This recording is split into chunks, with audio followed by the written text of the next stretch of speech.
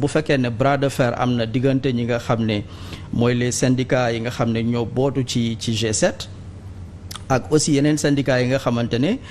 ñoom ils sont dans le domaine du transport bu ñu demee ba am protocole d'accord ba am déggoo ci bras de fer boo xamante ni amoon na tey jii école bi mën a reprendre transport bi aussi ñu mën a reprendre seen activité donc je pense que loolu ay réussite la yoo xamante ne ñun en tant que allié en tant que membre de la majorité il est de notre responsabilité donc ñu def communiqué pour féliciter le président et son gouvernement. Mais lan ngeen ciy wut vous cherchez à avoir l'opinion de votre côté wala à rétablir une vérité parce que aussi nee nañu souvent succès day bëri ay wayjur maanaam ku nekk di nga ko jéem a akimoo parce que aussi du yéen rek xëy na yéen a nekk jamono ji ci majorité présidentielle bi yéen a ngi leeral c'est important mais je veux dire lan ngeen ci xaar concrètement bon donc dafa nekk rek ne dañuy magnifier li nga xam ne mooy les actions concrètes du gouvernement parce que comme ni ma koy waxee aussi amul dissociation dans la conduite de l'action publique te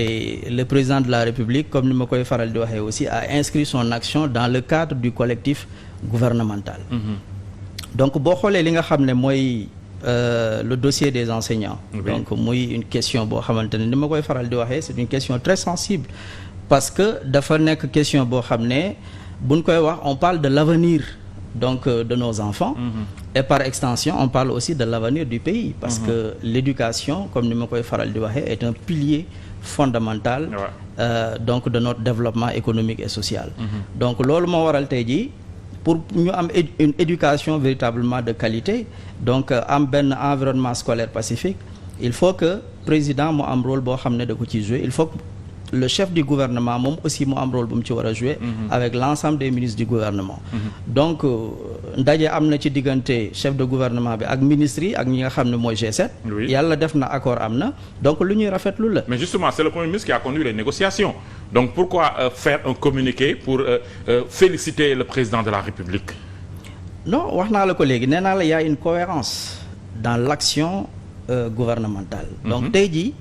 bépp succès boo xamante ne premier ministre am na ko mais c'est un succès aussi de l'ensemble des membres du gouvernement succès la boo xam ne aussi succès président de la République la ndax dañu nekk ci réew moo xam ne aussi Mamadou ni ma koy faral di waxee bu fekkee ne le pays est paralysé par la grève des enseignants transporteurs école bi aussi bloquée par des revendications d'enseignants mais sénégalais en général ñoom du ñu xool premier ministre du ñu xool aussi le ministre de l'éducation wala le ministre des transports sénégalais yëpp seen xel ci ku muy dem mooy le président de la République oui sauf que le président de la République il a nommé un PM il a nommé un ministre des transports un ministre de l'enseignement wala de l'éducation boo xam ne loolu mooy rôle am en fait donc pourquoi bàyyi fa ñoo ñëpp jëm ci président maanaam est-ce que du indi benn cacophonie au sommet même de l'État wala benn confusion de rôle non jàpp ma ne dina nekk benn confusion de rôle parce que président dafa constater ne il y a des difficultés il y a des blocages effectivement quelque part dans les négociations bu ma jëlee li nga xam ne mooy le domaine des transports ni ma koy faral di waxee le transport c'est la colonne vertébrale de l'économie c'est le sang même de l'économie c'est vrai. Donc si le transport s'arrête ça signifie que léppay taxaw ndax transport moo nekk économie boo xam moo nekk activité boo xam ne pratiquement toute l'économie repose sur le transport donc li la koy woon mooy bi grève bi amee pratiquement amatul dem amatul dikk te transport moo nekk loo xamante ne fonction dérivée la ni ko yenn mathématiciens yi di waxee donc transport ngay jël pour dem faju ji transport ngay def jël pour dem defi commerce transport ngay jël pour jàngi transport ngay jël pour faju ji ainsi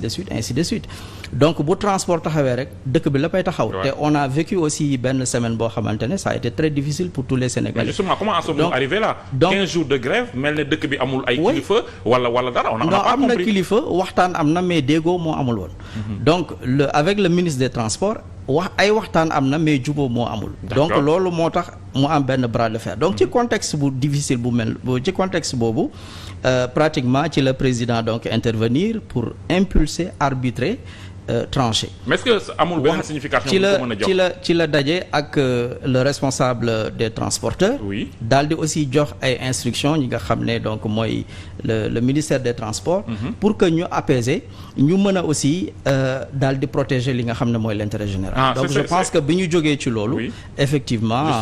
effectivement solution am na. et c'est une bonne chose qu'on salue mais maanaam. wut ay délégué wala ay jawrin sant leen liggéey mataluñ ko nga mujj intervenir ça veut dire que ne y a faillite quelque part. que ñi nga joxoon yëf yi matewuñ ko. non du question. il devrait en tirer les responsabilités peut-être. du question de faillite mais dafa fekk ne comme ni ma la ko waxee léegi. En général bu fekkee blocage am na ci réew mi wala mu am paralysie quelque part. donc en général sénégalais yi ñoom du ñu wax ministre bi wala premier ministre en général sénégalais yi seen xel yëpp ci président lay dem. donc mais warul demee noonu. loolu aussi bon disons que c'est une réalité aussi qui est sénégalaise. donc président bi mu demee ba xam loolu ci la jël ay mesures. donc président ñun waa presse bi daal ñun ñooy ñi ñàkk ay mbokk ci dëkk bi. parce que on avait des problèmes avec le ministère mu ne ñu carrément du man ngeen di war a waxal am ngeen ministre de tutelle yam leen ci moom c'est ce qu'il nous avait dit donc tey jii nii transporteurs yi bàyyi fi ñooñu ñëpp bàyyi fi PM mu recevoir leen il y a un 2 poids 2 mesures. non man jàpp ma ne 2 poids 2 mesures la parce que réew mi comme ni ma koy waxee président moo boole ñëpp njaboote. donc c'est-à-dire que président amul intérêt mu am par exemple benn secteur boo xam ne dafay am ay jafe-jafe. parce que secteurs yëpp c'est des secteurs clés dans notre économie. Oui. donc loolu moo tax ma jàpp ne président am na foo xam ne bu fa tolloo par exemple. que ce soit les étudiants que ce soit donc la presse bu juger nécessaire pour recevoir leen jàpp naa ne di leen war a recevoir parce que il est là aussi pour tous les Sénégalais te xam naa ne aussi président la boo xamante ne il est profondément empathique envers son peuple nit ku am yërmande la te koo xam ne la aussi wax dëgg yàlla respecté na Sénégalais yi nga xam ne donc ñoom la jiite léegi j'interpelle le Sénégalais que vous êtes pas l'homme politique bi Far Diomaye président li xew ni tey ba président jël